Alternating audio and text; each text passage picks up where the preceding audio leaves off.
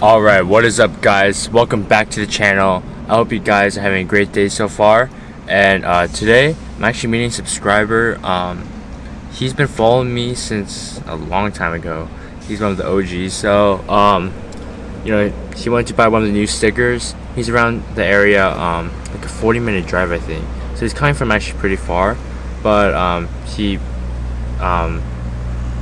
really wanted to buy it in person, so I said that's cool, what's up.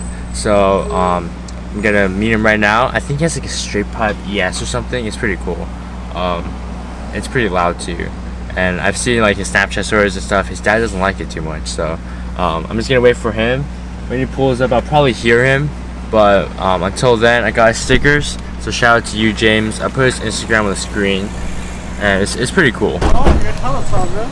Nice to meet you, bro. Nice, thank you. Alright, this is stickers, man. Sorry, like, had you like tape it at the top. Yeah. Make sure there's two in there. It actually sounds nice, dude. Yeah. It actually sounds nice. What is this? Like a muffler delete?